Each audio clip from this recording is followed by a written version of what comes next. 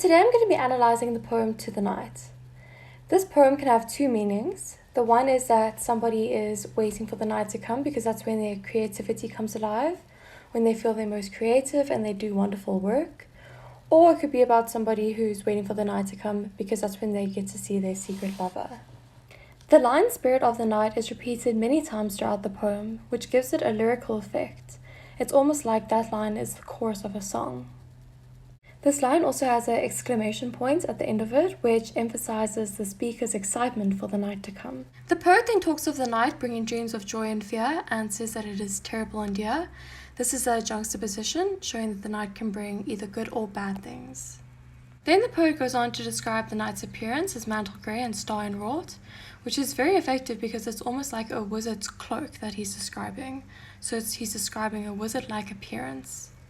This adds to the magical feeling that the speaker gets from the night and why he's so excited by the night coming.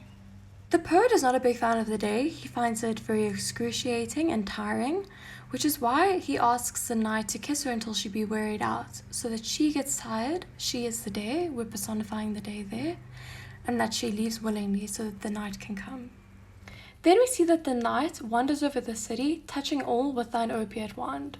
So thine opiate wand is basically a reference to like drugs and the happy feeling that you get when you take drugs.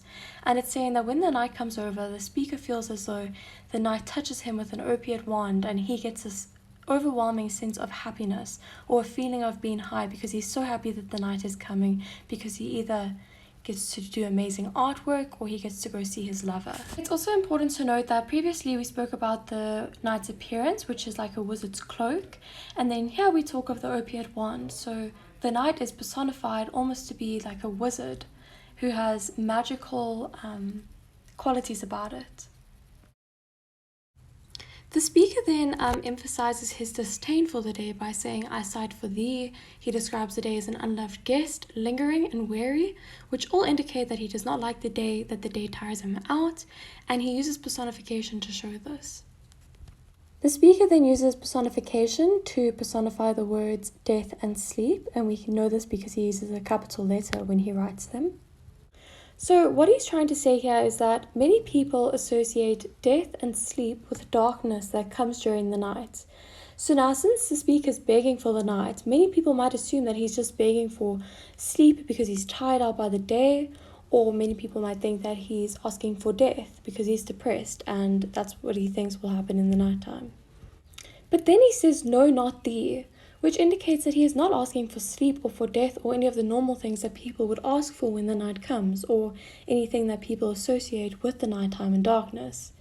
He actually comes alive at night and he feels most awake and most happy when the nighttime comes because he gets to be super creative or he gets to see his lover.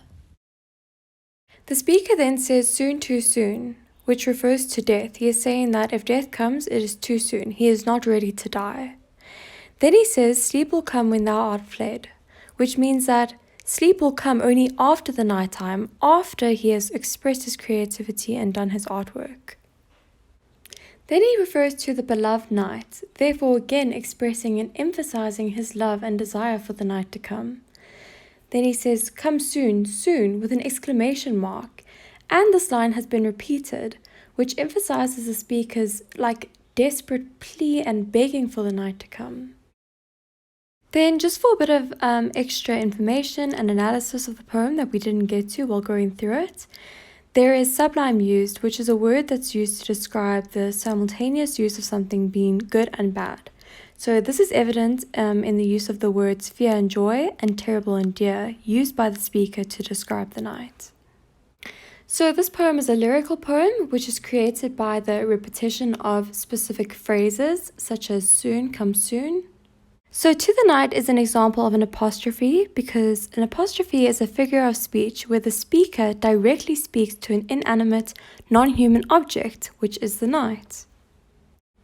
So just to look at figures that the speaker has personified and referred to throughout the poem and the speaker's attitudes towards each and every one of them. The day is described as the enemy of the night, unloved and unwelcome. The night is dear and beautiful. We spoke about it before with the sublime. It's described as terrible and dear, which means that it has a dual nature. The death is the knight's brother, and the speaker rejects him, obviously doesn't want him. And sleep is the knight's child. It is harmless but still rejected.